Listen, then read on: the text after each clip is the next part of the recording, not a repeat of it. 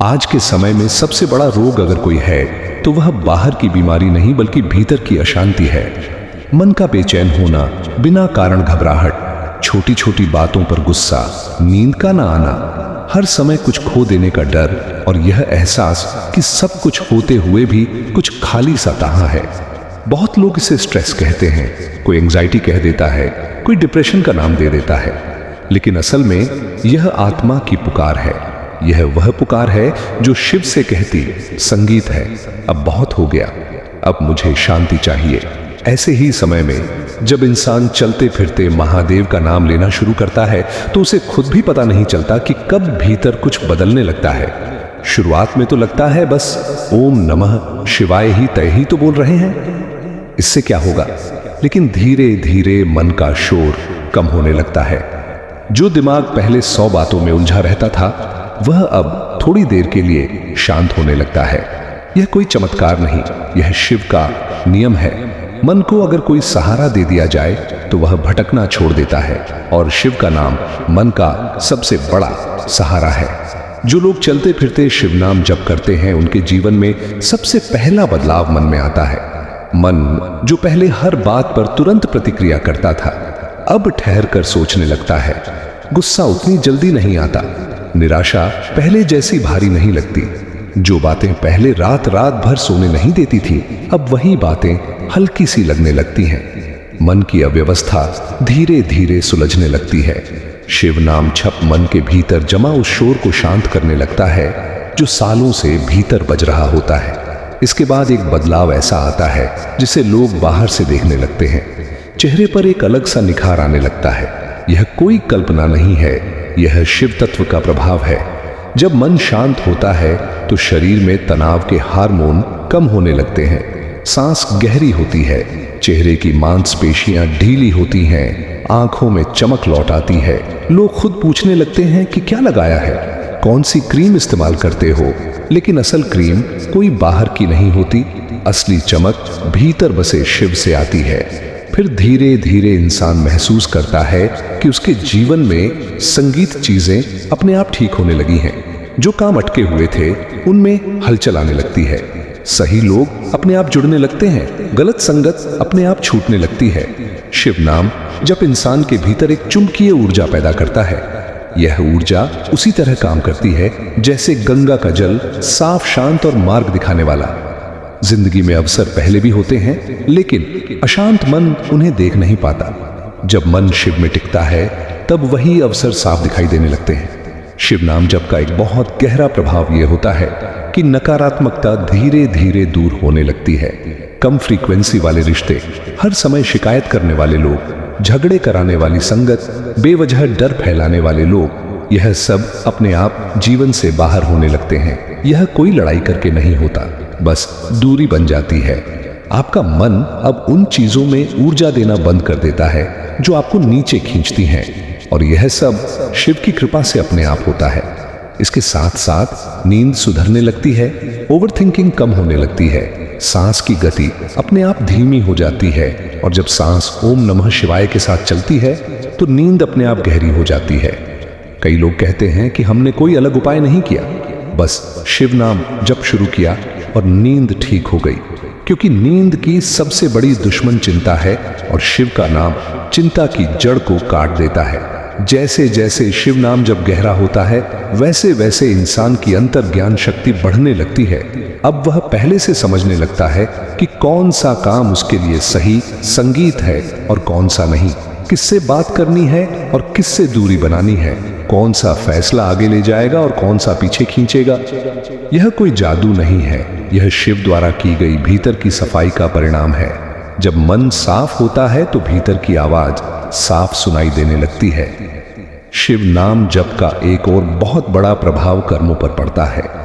कर्म का मतलब सिर्फ पाप पुण्य नहीं होता, कर्म का मतलब है भीतर जमा हुई ऊर्जा। गलत आदतें, गलत सोच, गलत इच्छाएं, गलत भाव, यह सब ऊर्जा के रूप में भीतर जमा हो जाती हैं। शिव नाम जप उस ऊर्जा को धीरे धीरे जलाने लगता है। यह भस्म की अग्नि की तरह काम करता है। जो भारीपन सालों से मन पर जमा था वह धीरे धीरे हल्का होने लगता है।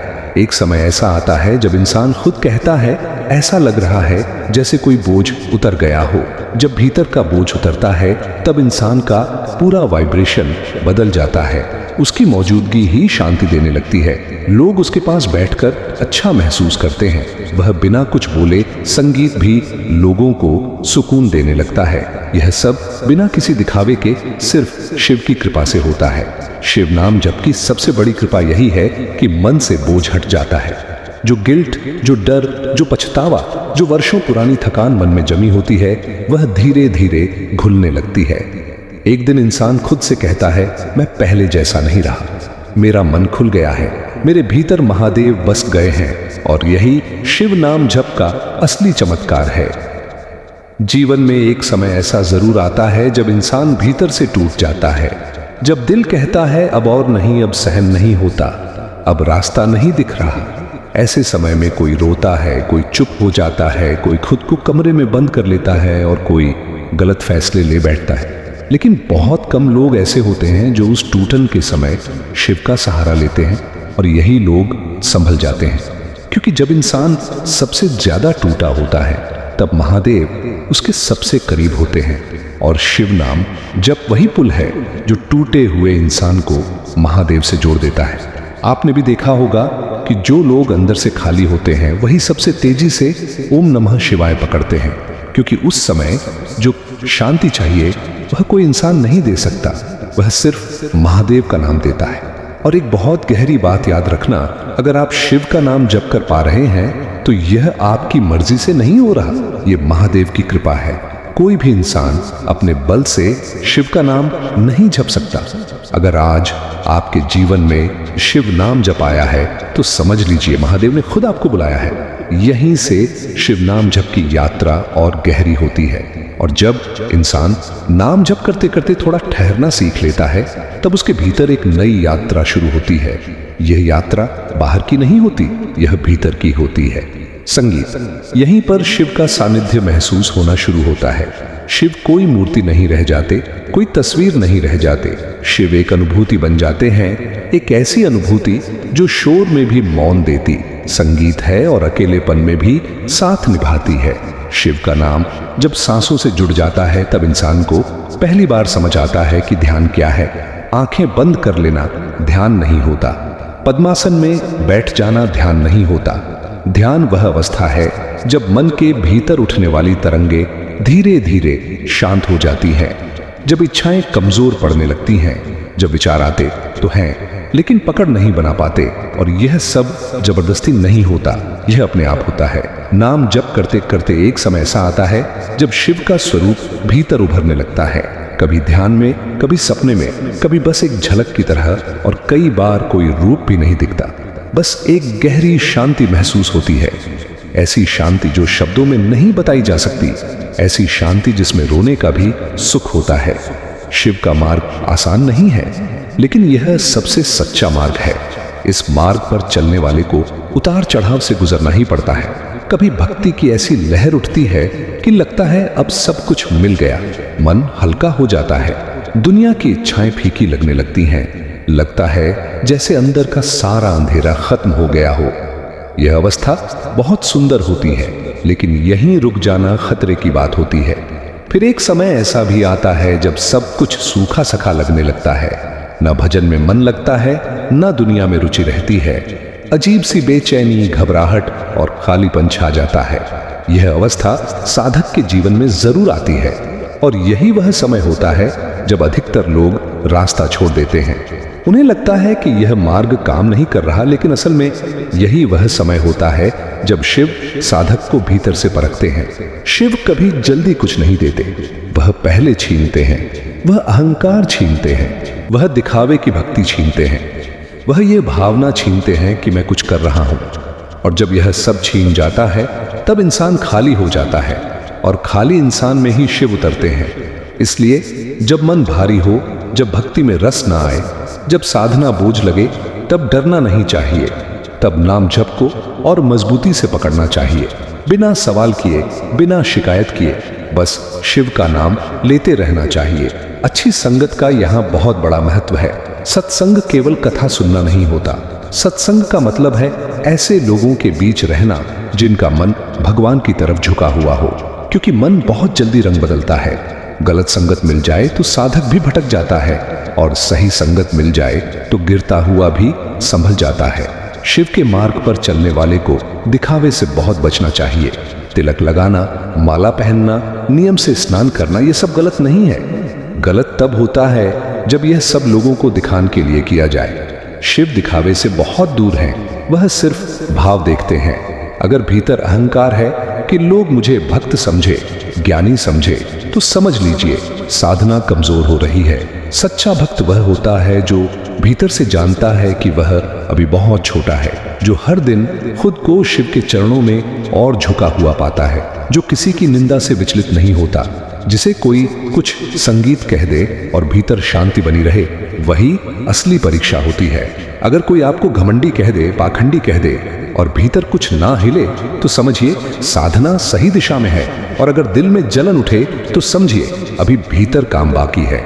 यह आत्मनिरीक्षण ही शिव का असली उपदेश है। शिव का भक्त वह नहीं जो सब कुछ छोड़कर जंगल चला जाए। शिव का भक्त वह है जो संसार में रहते हुए भीतर से मुक्त हो, जो हर परिस्थिति को साधना बना ले। दुख आए तो नाम जप, सुख आए तो कृतज्ञता, अपमान आए तो मौन और सफलता आए तो विनम्रता। लोकलाज साधना की सबसे बड़ी दुश्मन है। लोग क्या कहेंगे, यह सोचते सचते संगीत इंसान भगवान से दूर चला जाता है। शिव के मार्ग पर चलने वाला अगर हर पल यह सोचता रहेगा कि दुनिया क्या कहेगी, तो वह कभी भीतर नहीं उतर पाएगा। इसलिए भजन साधना को गुप्त रखना चाहिए, दिल और शिव के बीच की बात बनाकर रखना चाहिए। जीवन का सबसे बड़ा अवसर यही है कि इंद्रियों को शिव के चिंतन में लगाया जाए। जो बाधाओं से डरता है वह हार जाता है, और जो बाधाओं को भी शिव की कृपा मान लेता है वही आगे बढ़ता है। शिव साधक को गिराते नहीं, वह उसे तोड़ते हैं ताकि वह मजबूत बन सके। और अंत में एक बात बहुत ध्यान से समझना, शिव का नाम जब कोई साधारण अभ्यास नहीं है, यह आत्मा की पुकार है। यह जन्म जन्म के संस्कारों का परिणाम है। अगर आज आपके जीवन में शिव का नाम आया है तो समझ लीजिए यह साधारण बात नहीं है। इसलिए अब और इंतजार मत कीजिए। आज से अभी से चलते फिरते, उठते बैठते सांसों के साथ शिव का नाम जोड़ लीजिए और कमेंट में शिव का नाम लिखकर अपनी यात्रा की शुरुआत कीजिए। अगर इस वीडियो को सुनते हुए आपके मन में थोड़ी सी भी शांति आई हो तो इसे महादेव का संकेत मानिए। वीडियो को लाइक कीजिए, सब्सक्राइब कीजिए और कमेंट में पूरे श्रद्धा भाव से ओम नमः शिवाय जरूर लिखिए। महादेव आपके मन की हर उलझन नहर ले। हर हर महादेव।